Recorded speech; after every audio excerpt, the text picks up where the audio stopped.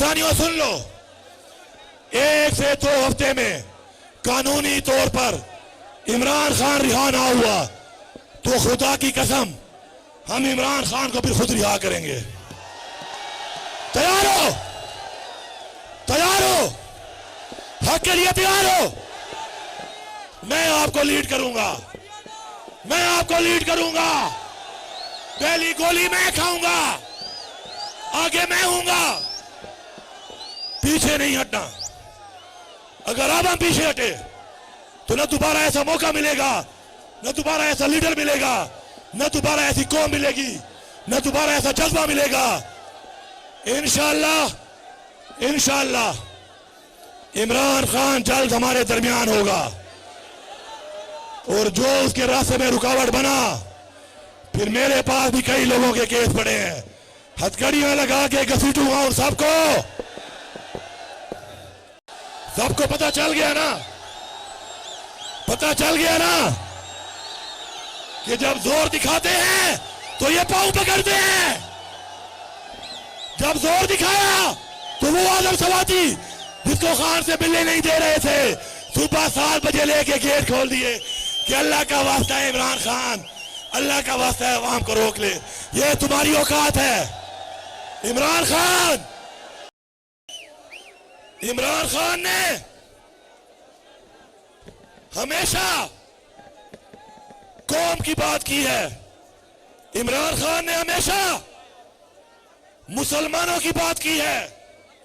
इमरान खान ने हमेशा इस्लाम का वो चेहरा जिसके बारे में कहते थे कि इस्लाम एक दहशतगर्द मजहब है, इमरान खान ने दुनिया में सफीर बन के साबित किया कि इस्लाम एक अमन पसंद मजहब है।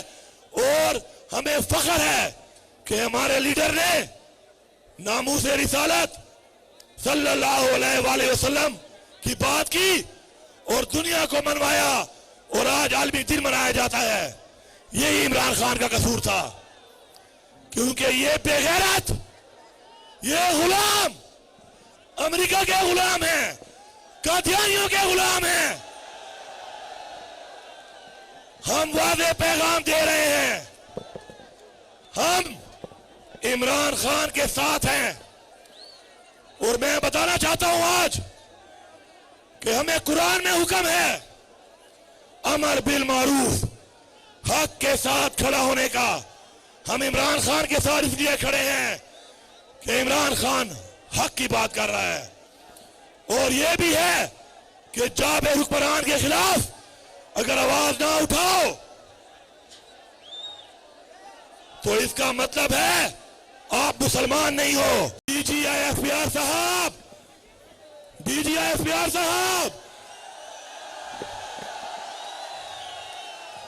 मुंह जबानी कहने से कि तुम सियासत में हिस्सा नहीं लेते, हम कोई जानवर नहीं है।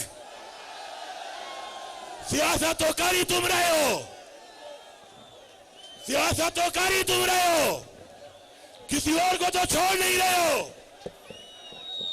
मजे की बात यह है कि अफसोस हमारा कुछ बिकाऊ मीडिया और सहाफी बिकाऊ जब सामने बैठे होते हैं तो डीजीएफबीआर साहब आपसे सवाल नहीं करते, आपसे सवाल नहीं करते, क्योंकि अपना कलम वो बेच चुके हैं। मेरे पाकिस्तानियों, पहचानो इन लोगों को। कह रहा था इमरान खान का मिलिट्री ट्रायल होगा, ख्वाजा आसिफ तेरा बाप भी नहीं कर सकता, और जिनको तू बाप समझता है वो भी नहीं कर सकते। कहता है जनरल फैज हमीद ने रिटायरमेंट के बाद राब्ते रखे, और जनरल फैज हमीद हमें जहेज में मिला था, विरासत में मिला था, तुम्हारा पापा था, तुम्हारा जनरल था। अपना इदारा ठीक करो, अपने जर्नल ठीक करो, अपने आप को ठीक करो। डीजीसी हमने बनाया, जनरल हमने बनाया, डीजीआई हमने बनाया। अब गलत करे हमारे खाते में, अच्छा करे तुम्हारे खाते में। अपना इदारा ठीक करो। अगला जलसा एनओसी हो या ना हो, अगला जलसा लाहौर में होगा। मरियम मैं आ रहा हूं,